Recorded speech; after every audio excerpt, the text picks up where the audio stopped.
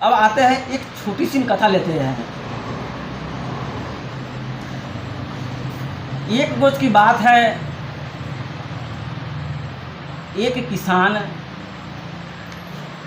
बाजार से कबूतर का मीट लेता है खरीद के।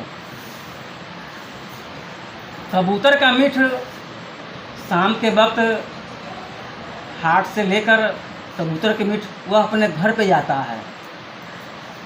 घर पे जाने के बाद वह अपनी पत्नी से कहता है, से आप बहुत सुंदर मीट लाए हैं। तो पत्नी पूछती है, क्या लाए हैं? तो कबूतर का मीट लाए हैं, बहुत महंगा दिया है, थोड़ा इसे प्रेम से बनाना। पत्नी को कहता है, पत्नी मसाला पीसती है, कबूतर का मीट बनाती है, चावल बनाती है। चावल बनने के बाद कहते हैं, सुनिए जी, भोजन तैयार हो गया है, आके खा लीजिए। उनका पति देव हाथ पैर धोकर पीढ़ा पर बैठ जाते हैं। उनकी पत्नी कबूतर के मीट और चावल परोस देती है। चावल और मीट पूरा खा जाते हैं। वो लास्ट में उसमें बचा रहता है एक तो कबूतर का मीट, जो हड्डी वाला मीट होता है। सोचता है जे वह किसान जे सब खाने के बाद यह हड्डी वाला मीट हम खाएंगे लास्ट में।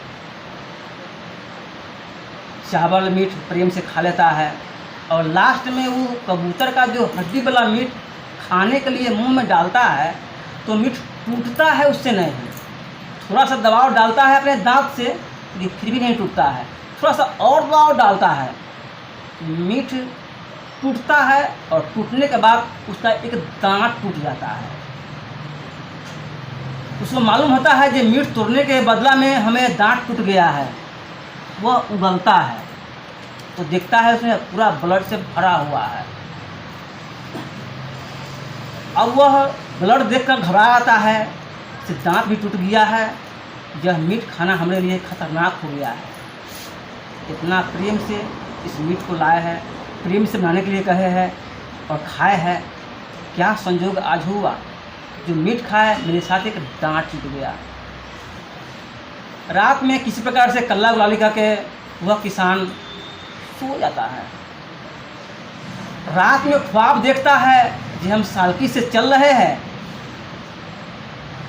और एक मोटरसाइकिल आता है, हमें ठोकर मार देता है, हमारी एक पैर टूट जाती है। वह रात में ख्वाब देखता है। सुबह पहर वह फिर अपनी काम धंधा में व्यस्त हो जाता है। व्यस्त होने के बाद फिर दिन भर काम धंधा करता है और वह बात के भूल जाता है। रात में जो इसके साथ घटना घटी थी वह बात भूल जाता है। रात में फिर खाना पीना खा के वह किसान सो जाता है। तो रात में फिर सपना क्या देखता है, हम अपने खेत में जा रहे थे घास काटने के लिए, कोई आदमी अटैक आके हमें डंडे से मार दिया है सर पर, मेरा सर फट गया है। फिर वह सपना में देखता है। इसके बाद फिर देखने के बाद फिर कल सुबह होकर वह नींद खुलता है। फिर वह अपने काम धंधा में व्यस्त हो जाता है। कल रात में फिर सोता है, शाम में रात में फिर सोता है तो देखता है कि एक संत के दरबार में एक चर्चा में गए हुए हैं, जहाँ पे बहुत सारे ढेर सारे लोग हैं और चर्चा हो रही है। चर्चा में बताया गया कि किसी भी प्रकार के आप अगर मीट खाते हैं तो आपके दांत में अनेक प्रकार की समस्या उत्पन्न होती है। अगर बच्चे खसी के मीट खाते हैं, मुर्गे के मीट खाते हैं, तो उसके दांत में अगर वह मीट फंसता है तो उसके दांत में खुरला होता है, उसका दांत सड़ जाता है। यह सियान में और बच्चों में दोनों में पाया जाता है। यह गुरुजी बता रहे हैं मंच पर। और वह सपना में बैठा हुआ है, सत्संग में चर्चा में बैठा हुआ है, सब सपना में देख रहा है। और गुरुजी कहते हैं जे मीठ जो व्यक्ति खाता है उसके मुंह में अनेक प्रकार की दर्द होता है, खुरला होता है माने इस प्रकार से अनेक समस्या उस व्यक्ति के दांत में फंसता है, मीट खाने वाला व्यक्ति के दांत में। क्योंकि मीट के थोड़ा सा भी अंश अगर दांत में फंसता है तो वह मीट के भाग वह सड़ने लगता है। सड़ने के बाद सड़ने के कारण वह दांत में अनेक प्रकार की समस्या लेके आता है, दर्द, टीसन, सिहरन, वो सब लेके आता है। तो इस प्रकार से गुरुजी उस चर्चा में बता रहे हैं, सत्संग बता रहे हैं, और ये व्यक्ति ख्वाब में सब सुन रहा है। तो यह तब गुरुजी फिर बताए जे ऐसे अगर तुम इस चीज़ का सेवन करते हो तो जीवन भर तुम्हारे दांत में ये सब समस्या होता रहेगा।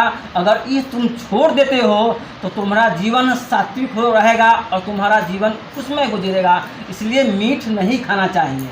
ये सारा रहस्य वह ख्वाब में और सपना में देख रहा है। उसके बाद जब 3 रात उसने सपना देखा जे कहीं एक्सीडेंट हो गया है, कहीं हमें सर फट गया है। अब वह व्यक्ति पछताव करने लगता है, जब वकाई जिस दिन से हमने मीट खाया है उसी दिन से हमें रात में तरह तरह के रात में सपना देखते हैं, तरह तरह के रात में हम ख्वाब देखते हैं, जो सब मेरे लिए हानिकारक है। क्यों ना आज हम इस चीज़ को छोड़ दें। तो उसी सत्संग में, उसी चर्चा में वह शिष्य बन के रहता है। वह उसी जब चर्चा खत्म होती है तो गुरु से वह जाके पूछता है, महाराज हम 3 रात से हम ऐसे ऐसे देखते हैं और ऐसी ऐसी रात में ख्वाब देखते हैं। जिस दिन से हमने वह कबूतर का मीट खाया है उस दिन से हम 3 रात से परेशान हैं, हमें कोई मार्ग बताए। तब वह गुरुजी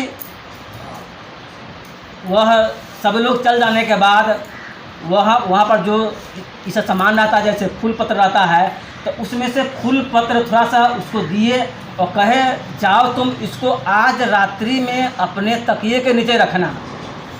इसके बाद जो तुम सपना देख रहे हो, तुम जो गलत रात में ख्वाब देख रहे हो, आज से तुम्हारा ख़त्म हो जाएगा। यह सारी समस्या, यह सारी विचार, यह सारी ख्वाब वह रात्रि में देख रहा है कि मैं एक चर्चा में बैठा हुआ। इस प्रकार से उसे जानकारी मिला जो तुम फूल रखोगे अपने तकिए के नीचे, उसके बाद से तुम्हारा सारा कलेश खत्म हो जाएगा। ठीक वह ख्वाब में आया और तकिया में रखा। तकिए में रखने के बाद फिर वो ख्वाब में सुतता है। सोने के बाद उसे रात्रि में फिर कुछ ख्वाब नहीं देखा, कुछ ख्वाब नहीं देखा। कल होके फिर वह अपने गुरु के पास पहुंचता है।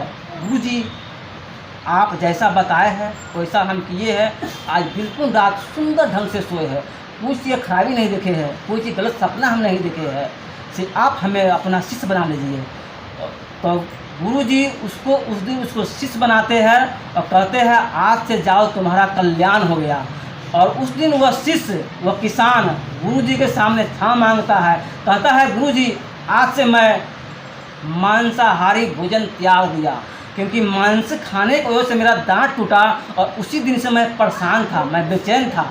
आपके शरण में आए हैं, आप वह ज्ञान दिए हैं, आप वह पत्र दिए हैं जो हम तकिए के तर में रखे हैं, उससे आज मैं चैन से सो रहा हूँ, खुशहाल हूँ, आनंदित हूँ। आज से गुरुजी शाकाहारी भोजन करूँगा और मांसाहारी भोजन आज से मैं बिल्कुल त्याग दूँगा। इस प्रकार से वह व्यक्ति को सीख मिली जो यह मीट खाने से हमारे शरीर में कष्ट हुआ और एक गुरु के शरण में जाने से हमें उस चीज़ का मुक्ति मिला है।